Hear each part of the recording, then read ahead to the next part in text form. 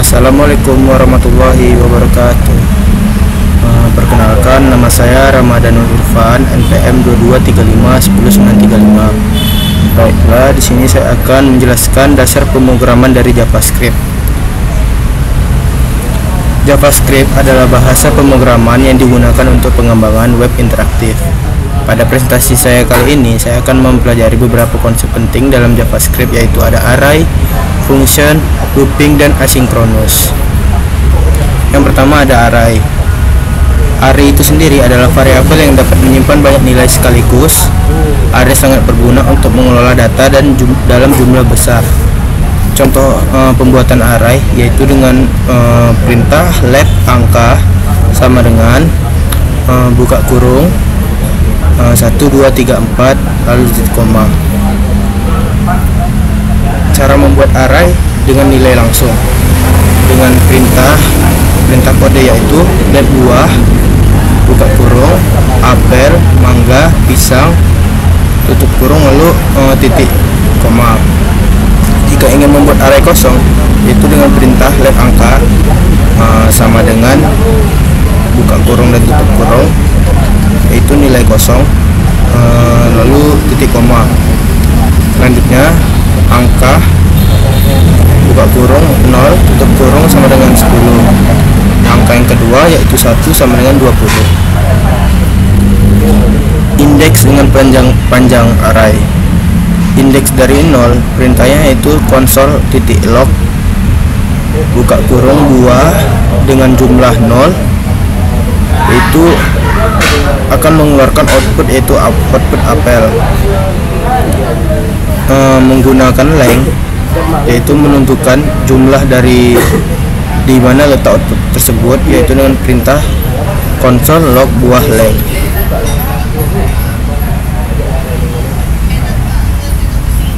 Mencari yaitu selanjutnya adalah manipulasi array.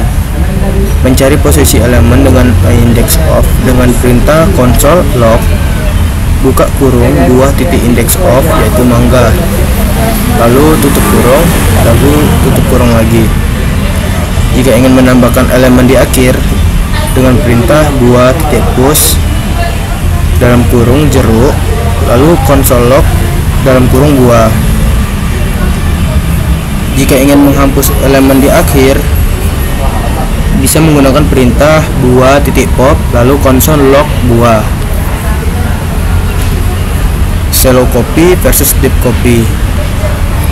Shallow copy yaitu menggunakan perintah kode let a sama dengan dalam kurung 1, 2, dan 3 lalu let b sama dengan a.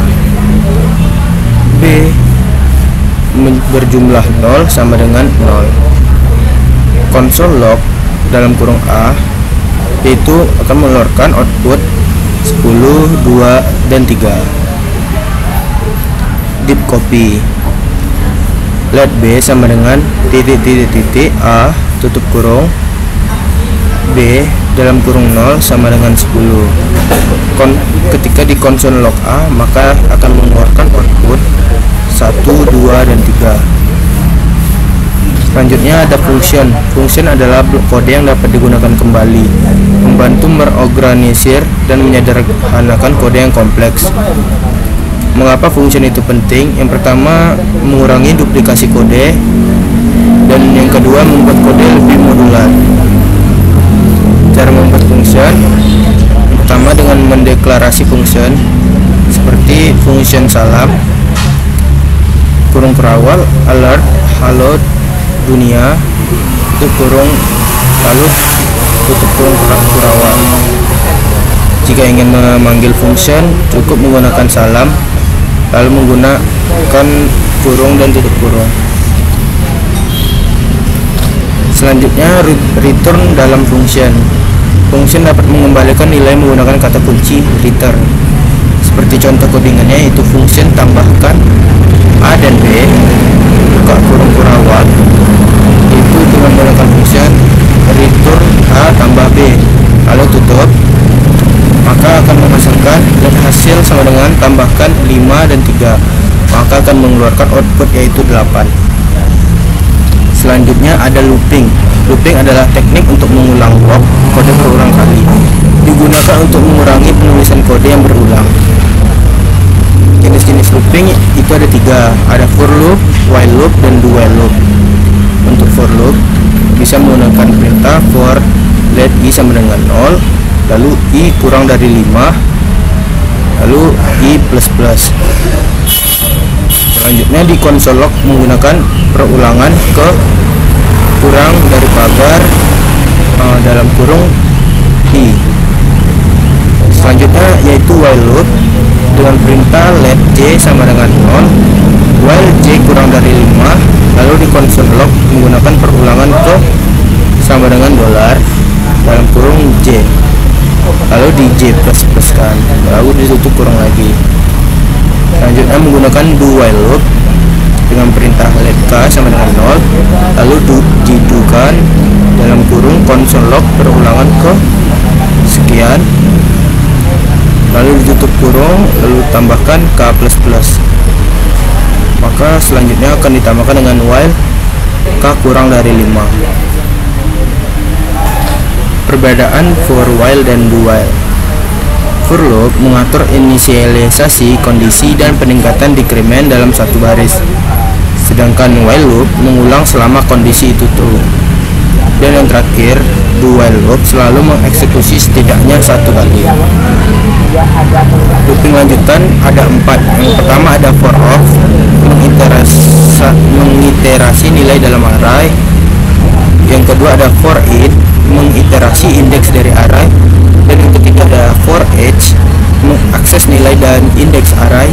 Yang keempat adalah map, menghasilkan array baru setelah modifikasi. Dan materi terakhir yaitu asynchronous JavaScript.